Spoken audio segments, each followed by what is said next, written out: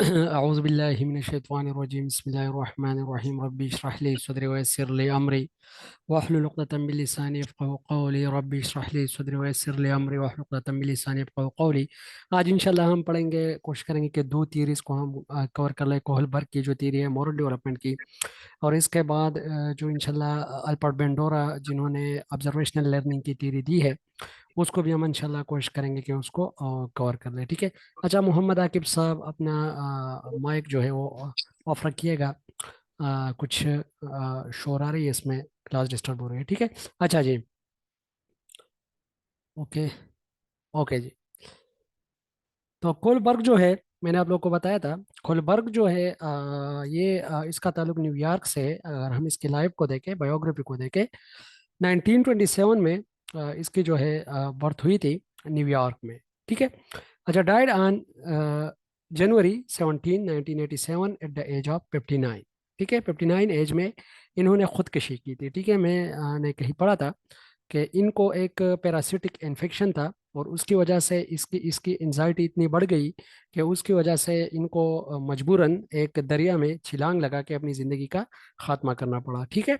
तो ये इसकी ज़िंदगी का खुलासा है। Kohlberg became a professor of education and social psychology at Harvard in 1968। ये एक प्रोफेसर थे एजुकेशन के और सोशल साइकोलॉजी के। His book on moral development is used by teacher around the world to promote moral reasoning. ठीक है, ये कल हमने पढ़ा भी था।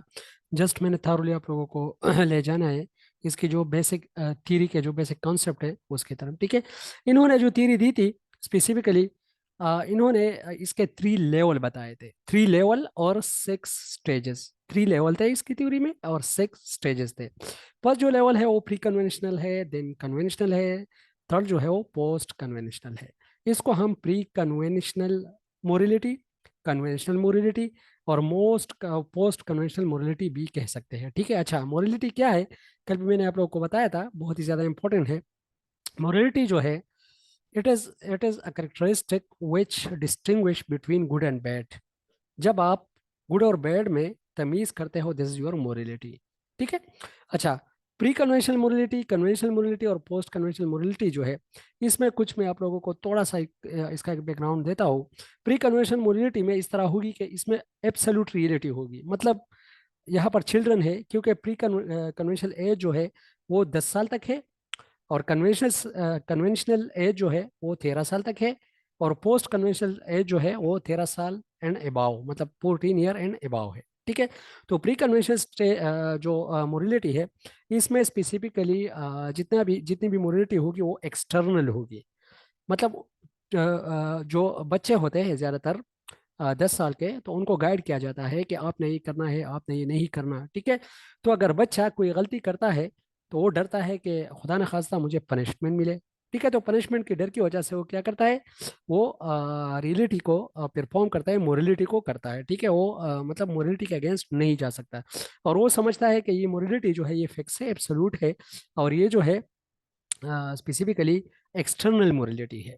कन्वेंशनल में फिर इसकी जो थोड़ा एक सेंस ऑफ मोरलिटी जो है वो थोड़ी डेवलप हो जाती है, और इसमें रियल मोरलिटी जो है उसका कंसेप्ट आ जाता है स्पेसिफिकली कन्वेंशनल में। ठीक है। इसके भी फर्दर 2 स्टेजेस है, और प्री कन्वेंशनल के भी 2 स्टेजेस है, और पोस्ट कन्वेंशनल जो है इसमें फिर बियॉन्ड मोरलिटी की हम बात करेंगे।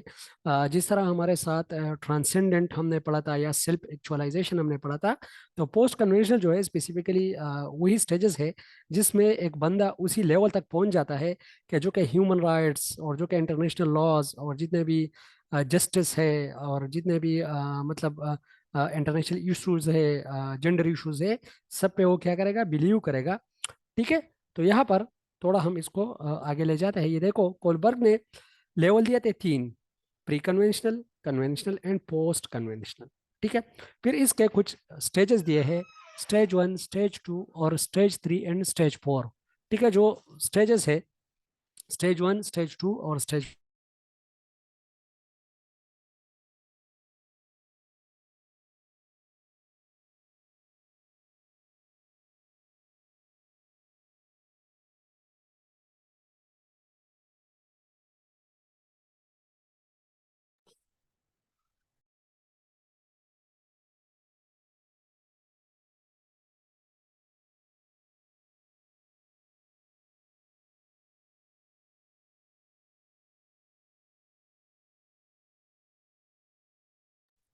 अस्सलाम वालेकुम।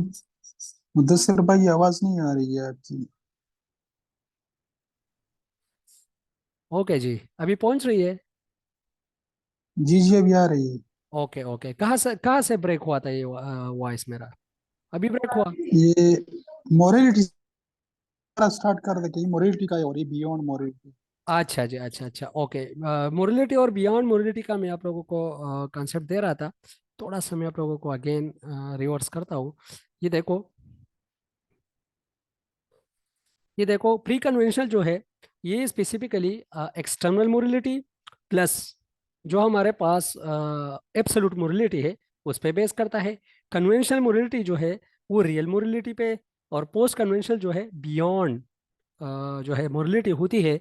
मतलब इससे भी आगे जो लोग होते हैं वो यह इसी ही स्टेज पे पहुंच जाते हैं। ये देखो एक सीढ़ी है, और लोग कोशिश कर रहे हैं कि प्री कन्वेंशनल स्टेज से कन्वेंशनल की तरफ और फिर कन्वेंशनल से पोस्ट कन्वेंशनल की तरफ क्या करें, पहुंच सके। लेकिन कुछ स्पेसिफिक लोग ऐसे होते हैं जो पोस्ट कन्वेंशनल स्टेज तक ही पहुंच जाते हैं, ठीक है। जिस तरह गांधी जी है, जिस तरह नेल्सन मंडेला है, तो वो पोस्ट कन्वेंशनल स्टेज जो है वहां तक पहुंच गए थे, ठीक है। यहाँ देखो, प्री कन्वेंशनल में दो स्टेजेस है, फिर कन्वेंशनल में दो स्टेजेस है, और फिर जो है पोस्ट कन्वेंशनल में भी दो स्टेजेस है।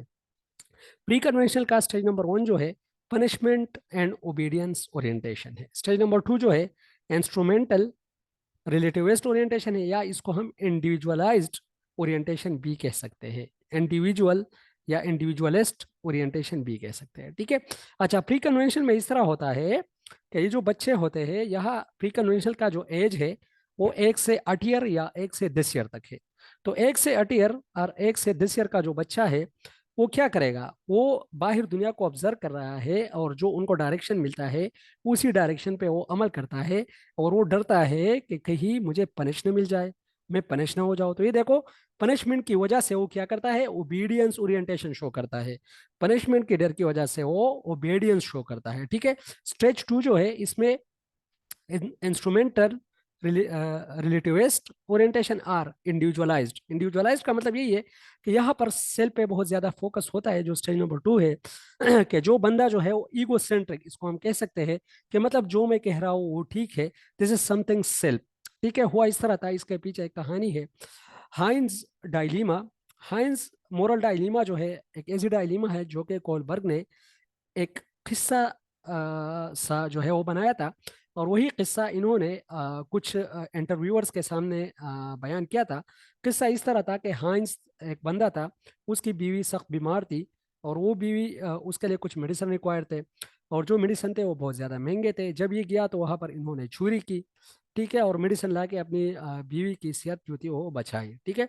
तो यहाँ पर इन्होंने कुछ क्वेश्चन पुट किए हैं। फर्स्ट क्वेश्चन इन्होंने ये पुट किया है कि क्या जो कोलबर्ग है या हाइंस है उसको चोरी करनी चाहिए थी, the first thing. The second इन्होंने क्वेश्चन पुट किया है कि क्या ये जो हाइंस है इनको बच्चे जो चोरी थी वो नहीं करनी चाहिए थी, ये सेकंड क्वेश्चन था।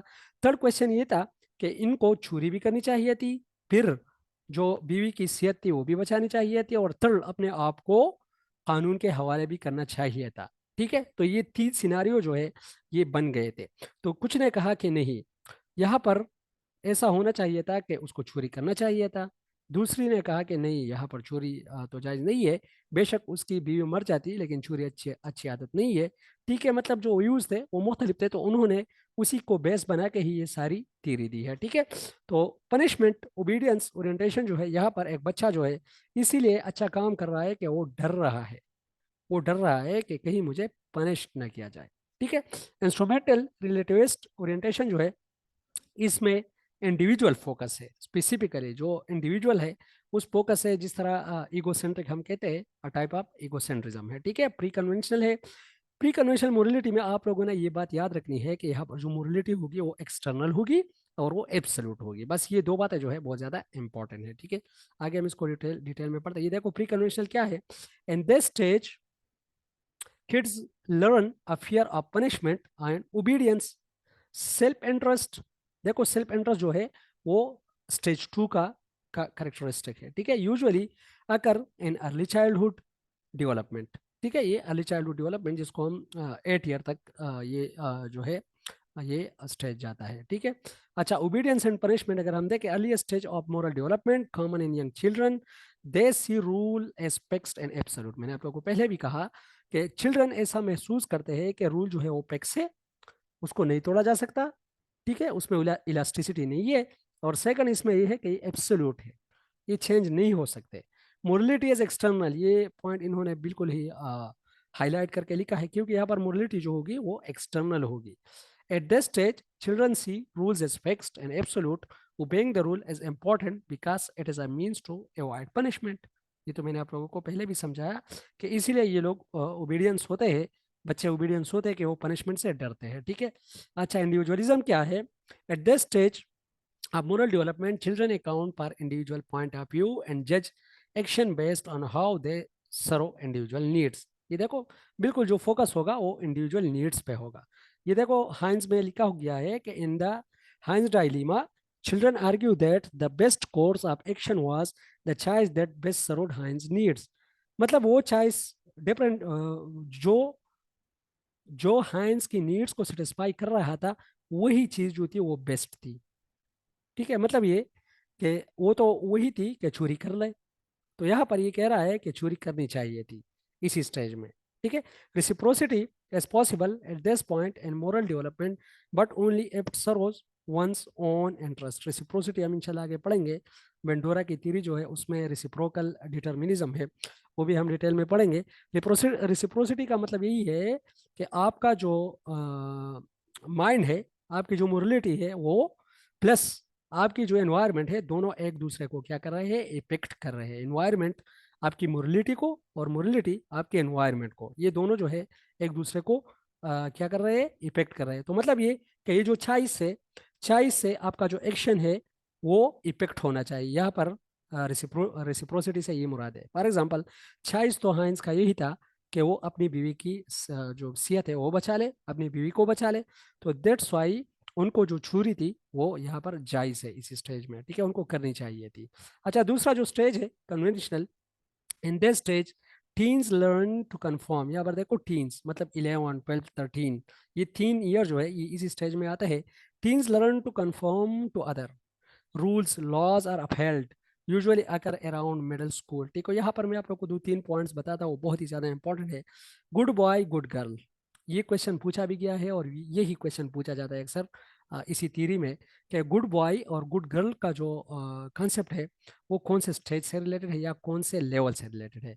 तो ये लेवल नंबर 2 कन्वेंशनल जो है, और इसके साथ जो स्टेज नंबर 3 है उसके साथ ये रिलेटेड है। अच्छा, आवाज़ मेरी पहुंच रही है हजरान भाई, अगर आप मौजूद हो? जी पहुंच रही है, जी जी पहुंच रही है। ओके ओके, चलो, मुझे 2-3 मैसेजेस आ गए तो मैं समझा कि शायद आवाज़ नहीं पहुंच रही। Okay okay. अच्छा, तो यहाँ पर गुड बॉय और और बैड बॉय का कंसेप्ट है, गुड गर्ल और बैड गर्ल का कंसेप्ट। इसका मतलब यही है कि लोग अपने आप को सोसाइटी में अच्छा शो करने की कोशिश करते हैं, वो रिस्पेक्ट की ईगर होते हैं, वो कोशिश करते हैं कि मुझे रिस्पेक्ट मिले सोसाइटी में। जिस तरह हायरार्की ऑफ नीड्स में जो स्टेज नंबर 4 है ये उससे रिलेटेड है, ठीक है। इसमें जो स्टेजेस है उसको हम थोड़ा देखते हैं, देन इंशाल्लाह आप लोगों को सारा किस्सा जो है वो समझ में आ जाएगा। ये देखो, फर्स्ट जो स्टेजेस है नीचे से आप लोग देख लो, ये अवॉइडिंग पनिशमेंट, ये तो फर्स्ट स्टेज है। सेकंड जो स्टेज है सेल्फ इंटरेस्ट, ये तो ये दोनों हमने कवर किए।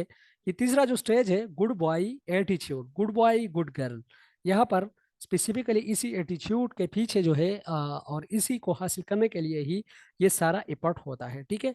लॉ एंड ऑर्डर मोरलिटी, जो फोर्थ नंबर है लॉ एंड ऑर्डर मोरलिटी, हम ये दो पढ़ रहे हैं अभी।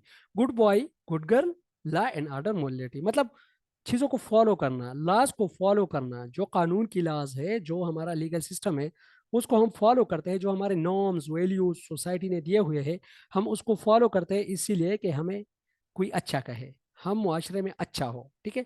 Often refer to as the good boy and good girl, ठीक है। ये वही स्टेज है जो स्टेज नंबर 3 है, ठीक है। अपन refer to as good boy and good girl orientation, ठीक है।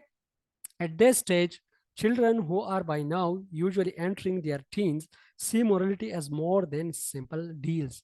मतलब ये है कि यहाँ पर मोरलिटी पे थोड़ा फोकस जो है वो ज्यादा होने लग जाता है, ठीक है। Stage of moral development as focused on living up to social expectations and rule of the family and community. There is an emphasis on conformity, being nice and behave and good ways. मतलब ये कि अपने आप को nice show करने के लिए, good show करने के लिए इसी स्टेज में सारा किस्सा जो है इसी के अराउंड ही घूमता है.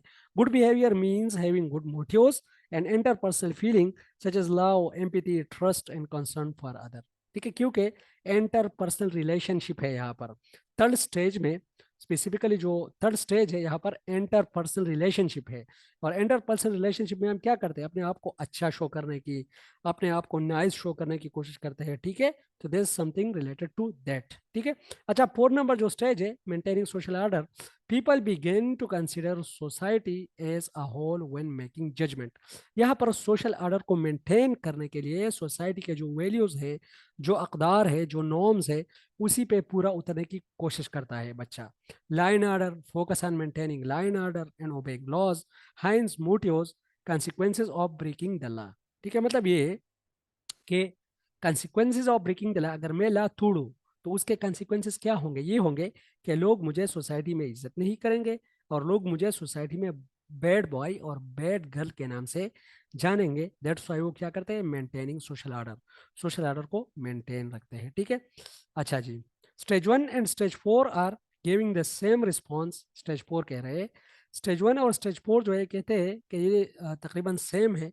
Similarly as they both agree the breaking the law is wrong. मतलब देखो, लेकिन वहां पर जो लॉ है, लॉज है स्टेज 1 पे, ओबीडियंस एंड पनिशमेंट स्टेज 1 है.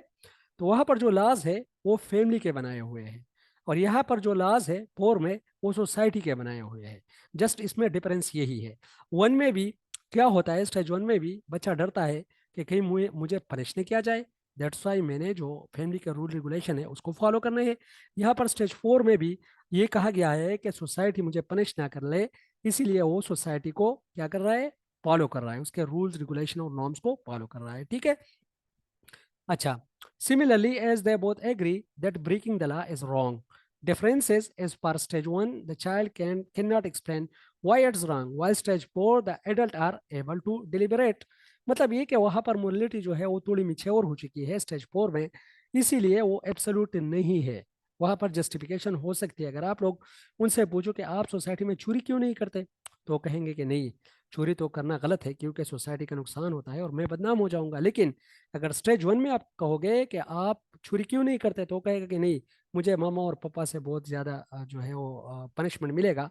तो वहां पर पनिशमेंट के डर से, फैमिली के डर से, और यहाँ पर इसको जस्टिफाई कर सकता है कि नहीं, मुझे सोसाइटी के अंदर गुड और गुड गुड गर्ल और गर्ल और बैड बॉय का जो है वो मिल सकता है. दैट्स वाई मैंने चोरी नहीं करनी. ठीक है.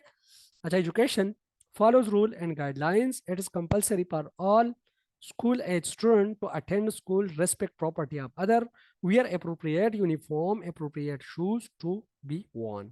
ये देखो, ये स्टेज हम स्कूल में किस तरह अप्लाई कर सकते हैं, इसी तरह अप्लाई कर सकते हैं कि स्कूल में जो स्टूडेंट होंगे वो प्रॉपर्टी के रेस्पेक्ट करेंगे, अदरवाइज अगर नहीं करेंगे तो वो बैड बॉय और बैड गर्ल कहलाएंगे. ठीक है. Wear appropriate uniform, appropriate uniform उसको वियर करनी चाहिए, अदरवाइज उनको लोग पागल कहेंगे, दीवाना कहेंगे.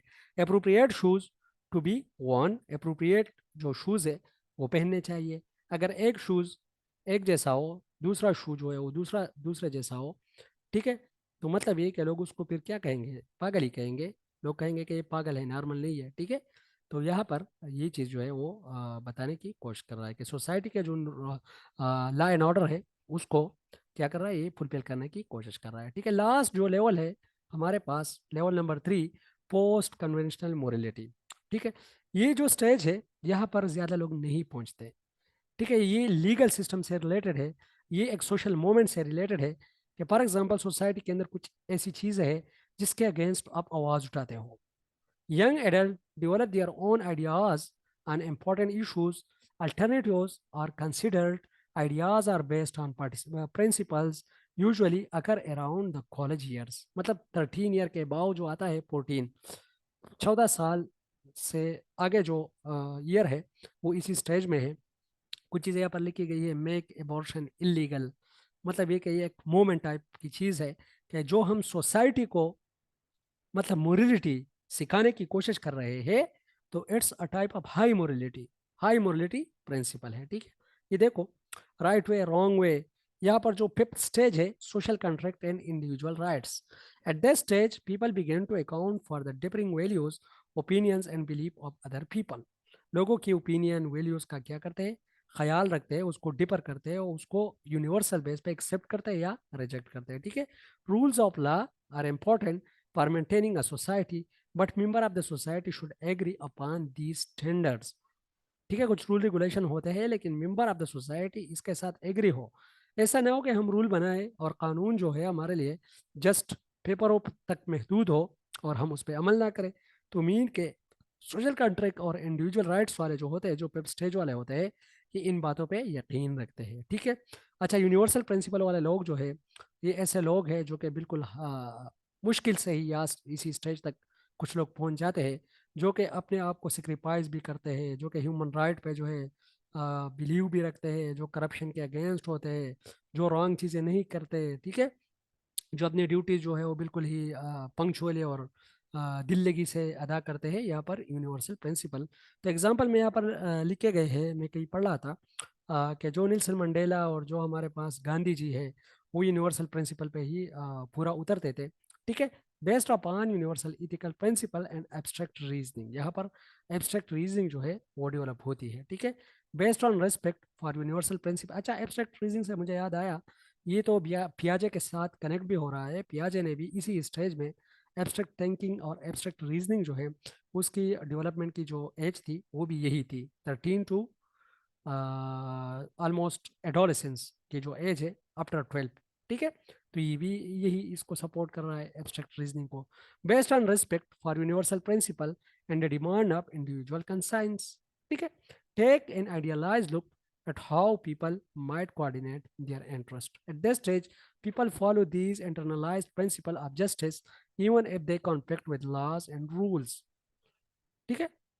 मतलब ऐसे प्रिंसिपल जिस पे इंटरनलाइज वो करते हैं, मतलब वो कहते हैं कि यार ये चीज़ ठीक है, तो फिर सोसाइटी से भी मतलब लड़ते हैं और अपने जस्टिस के निज़ाम से भी लड़ते हैं। ठीक है। Define the principle by which agreement will be most just. If children are to recognize their thinking, they must be more active, principled conscience. ठीक है।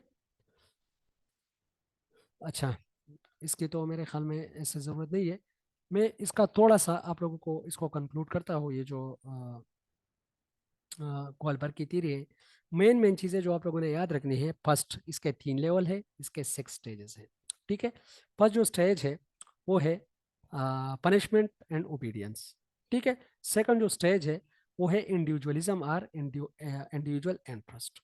सेकंड जो, अच्छा ये तो फर्स्ट लेवल कन्वेंशनल लेवल जो है उसके 2 स्टेजेस हो गए। सेकंड जो लेवल है, लेवल नंबर 2, जिसको हम पोस्ट जो प्री कन्वेंशनल कहते हैं, कन्वेंशनल जिसको हम कहते हैं, सॉरी। तो कन्वेंशनल के जो है फिर 2 जो स्टेजेस है उसमें इंटरपर्सनल है और फिर लॉ एंड ऑर्डर है। ठीक है। फिर लास्ट जो है उसमें जो हम पोस्ट कन्वेंशनल लेवल जो है उसमें जो लास्ट स्टेजेस है, फिफ्थ एंड सिक्स, उसमें एक है यूनिवर्सल प्रिंसिपल और एक है अच्छा फिफ्थ वाला तो मेरे अच्छा social contract and individual rights है एक, और एक जो है यूनिवर्सल प्रिंसिपल। ये दोनों स्टेजेस जो है लास्ट जो लेवल है उस पे है। ठीक है। अच्छा, किसी के साथ अगर कोई अच्छा पॉइंट, कोई कुछ शेयर करना चाहता हो या चाहते हो, दे कैन शेयर। जी खजरान भाई, आवाज़ आ रही है मेरी? जी जी आ रही है मुदस्सिर भाई। अच्छा, समझ लग रही है? ये तेरी थोड़ी कंफ्यूज है। जी जी। नहीं नहीं, इजी है, कुछ भी नहीं है इसमें इंशाल्लाह। ओके जी, ओके। अच्छा जी, आगे हम बढ़ते हैं बेंडोरा की तरफ, अल्बर्ट बेंडोरा। अच्छा, अल्बर्ट बेंडोरा का मैं आप लोगों को थोड़ा सा बताऊं। अल्बर्ट बेंडोरा जो है, इनकी थ्योरी को हम कहते हैं सोशल कॉग्निटिव। सोशल कॉग्निटिव इसलिए कहते हैं कि ये बिहेवियरिज्म और कॉग्निटिविज्म के दरमियान एक ब्रिज है, एक पुल है। इन्होंने बिहेवियरिज्म को कॉग्निटिविज्म के साथ लिंक किया है। जो कॉग्निटिव थॉट्स है और जो बिहेवियरिस्ट है, जो बिहेवियर है, इन दोनों को लिंक किया है अल्बर्ट बेंडोरा ने। ठीक है। अल्बर्ट बेंडोरा ने एक एक्सपेरिमेंट किया था जिसको हम कहते हैं बोबो डोल एक्सपेरिमेंट। बोबो डोल एक्सपेरिमेंट इन्होंने इस तरह किया था कि इन्होंने एक गुड़िया जो है, गुड़िया टाइप एक चीज़ बनाई थी, और उन पे कुछ जो स्टूडेंट है उनको कमरे में बंद किए थे उन्होंने। दो ग्रुपों में इनको डिवाइड किया था। ठीक है, और वो जो बोबो डॉल थी उनके साथ बच्चे खेल रहे थे, लेकिन कुछ जो है, कुछ को इस तरह दिखाया गया था कि वो जो बोबो डॉल थी उनको कुछ एडल्ट जो है वो मार रहे थे, एग्रेसिव बिहेवियर शो कर रहे थे। तो अभी जो वहाँ पर जो ग्रुप है, ग्रुप ऑफ चिल्ड्रन है, वो महसूस कर रहे हैं। ठीक है, तो वो जो महसूस कर रहे हैं, वो जो ऑब्जर्व कर रहे हैं, उन्होंने वो जो एग्रेसिव बिहेवियर थे बोबो डोल पे, जो मतलब एग्रेशन हो रहा था, तो अभी उसको क्या कर रहे हैं, ऑब्जर्व कर रहे हैं वो बच्चे। तो वो जो ऑब्जर्वेशन है, उसकी वजह से वो जो आदात थे वो उसमें आ गए। और दूसरे साइड पे जो है बोबो डोल दी गई दूसरे ग्रुप को, और दूसरे ग्रुप पे मतलब वो जो गुस्से वाला और एग्रेसिव वाला इन्वायरमेंट नहीं था वहां पर, तो वो जो बच्चे थे वो भी ऑब्जर्व कर रहे थे।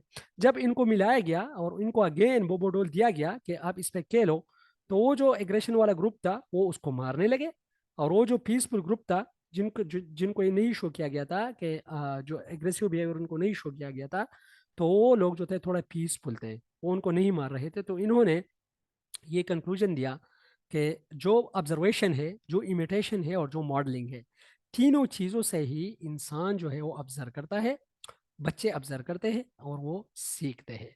तो इन्होंने क्या किया, इन्होंने ये कहा कि जो हमारी ऑब्जर्वेशन होती है प्लस जो हमारा कॉग्निशन होता है, दोनों हमारे रिस्पॉन्सिबल है बिहेवियर फॉर्मेशन के।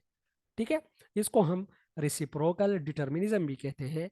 रेसिप्रोकल डिटर्मिनिज्म का मतलब यही है कि सोसाइटी जो है, जो जो इंसान के बिहेवियर है वो और एनवायरनमेंट एक दूसरे को इफेक्ट कर रहे हैं। जो बिहेवियर है वो सोसाइटी को इफेक्ट कर रहा है, और जो सोसाइटी और एनवायरनमेंट है वो इफेक्ट कर रहा है बिहेवियर को। ठीक है, तो दोनों जो है एक दूसरे को क्या कर रहे हैं, इफेक्ट कर रहे हैं। ठीक है, अच्छा, Albert Bandura was born in Alberta Canada in 1925। ठीक है, 1925 में इसके ये बॉर्न हुआ था। अच्छा, ये भी याद रखिएगा, इंटरव्यू में कहीं पूछा गया था कि वो कौन सा जो है एजुकेशनिस्ट और फिलासफर है जिसकी जो डेथ थी वो ऑलमोस्ट 2021 में हो गई थी। ठीक है, तो अल्बर्ट बेंडोरा है। ठीक है, ये अभी अभी रिसेंटली जो है इसकी डेथ हो गई है 2021 में। ठीक है, तो ये भी इंटरव्यू का एक क्वेश्चन है जो कि पूछा गया है इसी इंटरव्यू में, नहीं कमीशन में, लेकिन जो जून ऑफ एजुकेशन है उसके बुक में मैं पढ़ रहा था कि अल्बर्ट बेंडोरा जो है इसकी जो डेथ है वो 2021 में हो गई अभी रिसेंटली। ठीक है, Albert Bandura was born in Canada in 1925. Doctorate studies University and Iowa of F Iowa, university of लोआ है, एफ लोआ नहीं है। ठीक है, interested in behaviourist learning theories. ठीक है, ये देखो, बिहेवियरिस्ट में इंटरेस्टेड था। Stanford university, he began to examine influences of social observation and learning and more depth। ठीक है, मतलब इन्होंने सोशल जो ऑब्जर्वेशन है उसको बहुत ही इन डेप्थ पढ़ना शुरू कर दिया। ठीक है, सोशल कॉग्निटिव थ्योरी इन्होंने दी। ये देखो, बोबोडोल एक्सपेरिमेंट है, ये तो मैंने पहले आप लोगों को बताया कि adult were recorded being aggressive to Bobo dolls, children were shown the video and they allowed to play in a room full of toys, children were aggressive to the bobo doll just as the adult were in the video। ठीक है, मतलब यहाँ पर video दिखाए गए थे और वहाँ पर जो माहौल था एग्रेसिव टाइप का था, जो जब बच्चों को खेलने दिया दिया गया तो वो भी इसी तरह की एग्रेशन शो कर रहे थे। तो इन्होंने कहा कि यहाँ पर हम जितनी भी चीज़ें हैं वो ऑब्जर्वेशन से ही सीखते हैं, और ये बात ठीक है। अगर आप लोग अभी हम देखें तो जो हमारे जो मिस्कुलिनिटी है वो फेमिनिटी में चेंज हो रही है, और जो हमारे मेस्कुलिन इंसान थे वो थोड़े मतलब फेमिनिन बन रहे हैं। और अगर हम देखें तो ये जो कल्चरल इन्फ्लुएंसेस है, इंडियन कल्चर स्पेसिफिकली जो हमारे कल्चर के ऊपर अटैक कर रहा है, और जितना भी वहाँ से हम कॉपी कर रहे हैं, मॉडलिंग कर रहे हैं, और वहाँ से हम इमिटेट कर रहे हैं, या जो हम इंग्लिश लैंग्वेज के पीछे भागते हैं और उसको एक डोमिनेंट और मेस्कुलिन जो लैंग्वेज समझ के उसको इमिटेट कर रहे हैं, उसको मॉडल कर रहे हैं, this is something related to this theory. ठीक है, अच्छा, social cognitive theory, through his research Mendora observed that components of learning occur through observation and modeling behavior। This concept lead to the theoretical framework of the social cognitive learning theory। ठीक है, मतलब जो बच्चे सीखते हैं वो observation और modelling से सीखते हैं। ये क्वेश्चन इसी ही इंटरव्यू में पूछा गया है, अभी जो इंटरव्यू चल रहे हैं, कि व्हाट इज मॉडलिंग। तो modelling is a type of observation and modelling is a type of imitation. ठीक है, सिंपली। अच्छा, ये देखो रिसिप्रोकल काजेशन मॉडल का मैं आप लोगों को समझा रहा था कि जो रिसिप्रोकल डिटर्मिनिज्म है, इसको रिसिप्रोकल डिटर्मिनिज्म भी हम कहते हैं, कि जो बिहेवियर है और जो इंसान है दोनों लर्न करते हैं, लेकिन इन्वायरमेंट जो है वो भी इसमें इन्वॉल्व है। मतलब ये कि तीनों चीज़ों जो है, ये देखो, आपका बिहेवियर प्लस पर्सन, पर्सन का मतलब है कॉग्निशन, जो आपके थॉट्स है, जो आपका मेंटल प्रोसेसेस है, पर्सन से मुराद ये है। तो आपकी मेंटल प्रोसेसेस प्लस आपके बिहेवियर दोनों मिलकर क्या करते हैं, लर्निंग करते हैं। और यही लर्निंग जो है अगेन एनवायरनमेंट जो है वो इम्पेक्ट करते हैं, और एनवायरनमेंट जो है अगेन लर्निंग को इम्पेक्ट कर रहा है, जबकि लर्निंग अगेन आपकी बिहेवियर और आपके जो थॉट्स है उसको जो है वो इफेक्ट कर रहा है। मतलब ये कि ये जो तीनों है, कॉग्निशन, बिहेवियर प्लस इन्वायरमेंट, तीनों एक दूसरे को इफेक्ट कर रहे हैं, डायरेक्टली एंड इनडायरेक्टली। ठीक है, समझ लगे, इसकी कोई कंफ्यूजन तो नहीं है इजरान भाई? जी जी, आ रही है समझ में। अच्छा मुद्दसर भाई, ये कोहलबर्ग जो था, जी जी। ये बिहेवियरिस्ट था या कॉग्निटिविस्ट था? मोहलबर्ग जो है ये कॉग्निटिविस्ट है। कॉग्निटिविस्ट है। जी जी जी, बिहेवियरिस्ट। बिहेवियरिस्ट नहीं है, मोरालिटी तो बिहेवियर के साथ। अच्छा, जहाँ तक मैंने पढ़ा है तो मेरे ख्याल में ये तो कॉग्निटिविस्ट है, क्योंकि इन्होंने कॉग्निटिव डेवलपमेंट पे काम किया है, और जो मोरल वैल्यूज है उसका ताल्लुक कॉग्निशन से ही है ना। चलो, इसको ठीक है जी, ओके कंफर्म ठीक। कर लेंगे। अच्छा, और वैलिड पॉइंट है, इसको कंफर्म कर लेंगे, ठीक है। सही है जी, thank you. Okay okay, you welcome. अच्छा जी, assumption of social cognitive theory, learning occur by observing other and modelling. ये तो बार बार वही जो सेम पॉइंट है वही रिपीट हो रहे हैं, कि जो लर्निंग है वो ऑब्जर्विंग और मॉडलिंग से आते हैं। Internal processes and cognition of observed behaviour may or may not lead to learned behaviour. यहाँ पर ये कह रहा है कि जो इंटरनल स्ट्रक्चर है, जो इंटरनल प्रोसेस है, वो इतने इन्वॉल्व नहीं है। ठीक है, जो इंटरेक्शन ज्यादा इन्वॉल्व है यहाँ पर, जिस तरह वाइगास की भी कहता है कि जो हमारा इंटरेक्शन है माहौल के साथ वो ज्यादा इन्वॉल्व है, तो ये भी उसी को ही सपोर्ट कर रहा है। ठीक है, behaviour as goal directed, goal are set and behaviour as directed to accomplishing the गोल।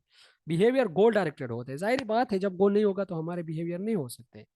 ठीक है, हमारा तो बिहेवियर जो है कोई मकसद तो होगा उसका।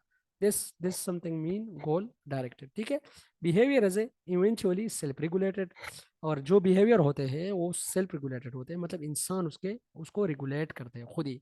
Punishment and reinforcement have indirect effect on the learning process. दोनों ये देखो, पनिशमेंट और रीएनफोर्समेंट। रीएनफोर्समेंट मीन स्ट्रेंथन करना, पनिशमेंट मीन रिमूव करना। दोनों का क्या है, इम्पैक्ट है किस चीज़ के ऊपर, लर्निंग प्रोसेस के ऊपर। और ये तो पहले अल्बर्ट जो पोपोडोल एक्सपेरिमेंट है उसमें बयान किया गया है। ठीक है। अच्छा, ये देखो, एनवायरमेंटल फैक्टर है, यहाँ पर पर्सनल फैक्टर है जिसको कॉग्निटिव कहते हैं, यहाँ पर बिहेवियर है। ये तीनों क्या कर रहे हैं, एक दूसरे को जो है इफेक्ट कर रहे हैं। हाँ, यहाँ पर लिखा गया है सेंस ऑफ इफिकेसी। इन्होंने इफिकेसी, सेल्फ इफिकेसी का भी एक कॉन्सेप्ट दिया था। ये चीज़ थोड़ा इंपॉर्टेंट है। सेल्फ इफिकेसी मीन खुद इफादियत, कि आप कितने काबिल हो, किसी काम करने के आप कितने काबिल हो। हम कहते हैं ना कि कितने पानी में हो, तो इसका मतलब है सेंस ऑफ इफिकेसी, कि एक बंदे में कितनी सलाहियत है कि वो चीज़ सीख सके। This is something efficacy.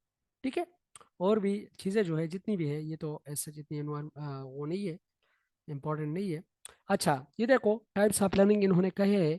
दो टाइप ऑफ लर्निंग होते हैं, एक होता है इनेक्टिव लर्निंग और एक होता है विकेरियस विकेरियस लर्निंग।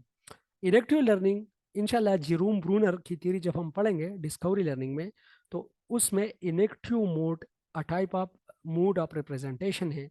फर्स्ट जो उसका मोड है वो कहता है कि 1 से 18 माह का जो बच्चा होता है वो इनेक्टिव लर्निंग करता है, वो एक्टिव चीज़ों को करके सीखता है। ठीक है, वो मस्कुलर एक्टिविटीज से चीज़ें करके सीखता है। ठीक है, यहाँ पर इनेक्टिव लर्निंग का मतलब ये है learning by doing.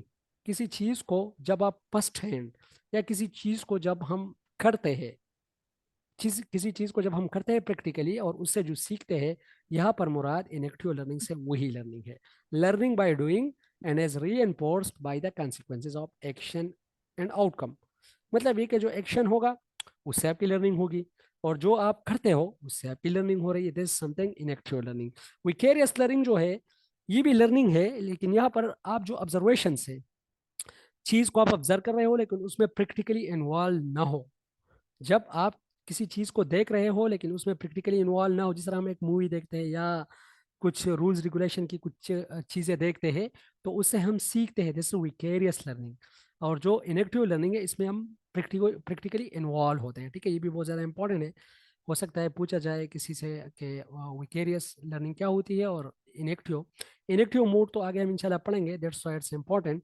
Vicarious learning जो है, ऐसी लर्निंग है जिसमें हम किसी बंदे को कोशिश करते हैं कि उसको सिखाए थ्रू ऑब्जर्वेशन। अच्छा, विकेरियस पनिशमेंट भी है। विकेरियस पनिशमेंट एक ऐसी पनिशमेंट है, ये विकेरियस पनिशमेंट जो है ये बिहेवियर मॉडिफिकेशन की एक टेक्निक भी है। ये इस तरह होता है कि हम किसी बंदे को या किसी चीज को इसीलिए पनिश करते हैं, किसी बंदे को इसलिए पनिश करते हैं कि दूसरा बंदा हमें महसूस करे कि हाँ यहाँ पर पनिश मिलता है, तो वो काम ना करे। ठीक है, पर जिस तरह मदारिस जो होते हैं अक्सर, उसमें जो ये मौलवी हजरात होते हैं, तो वो ज़्यादातर मार पिटाई ज़्यादा करते हैं। तो जितने भी वो ऑब्जर्वर होते हैं, वो देखते हैं, तो फिर वो गलती नहीं करते। तो वो जो देख रहे हैं, this is something vicarious punishment. ठीक है, क्योंकि वो तो प्रैक्टिकली इन्वॉल्व नहीं है उसमें, इन्वॉल्व तो कोई और है, लेकिन वो देख रहे हैं और देखने से उसकी जो बिहेवियर मॉडिफिकेशन हो रही है, ठीक है, तो उसकी बिहेवियर मॉडिफिकेशन है। ठीक है। अच्छा, लर्निंग प्रोसेस में अटेंशन, रिटेंशन, रिप्रोडक्शन और मोटिवेशन है। मतलब ये, एक बंदा पहले रागिब होगा, फिर चीज़ों को रिटेन करेगा, फिर प्रोड्यूस करेगा उसी तरह, और फिर मोटिवेट होगा, उसको अपने उसका पार्ट बनाएगा अपने बिहेवियर का। अटेंशन का मतलब ये कि फॉर एग्जांपल तारिक जमील साहब हमारा एक रोल मॉडल है, हम उसकी तरफ रागिब हो जाते हैं। रिटेंशन, उसकी तरह उसकी ज़ात या उसकी तरह के इंफॉर्मेशन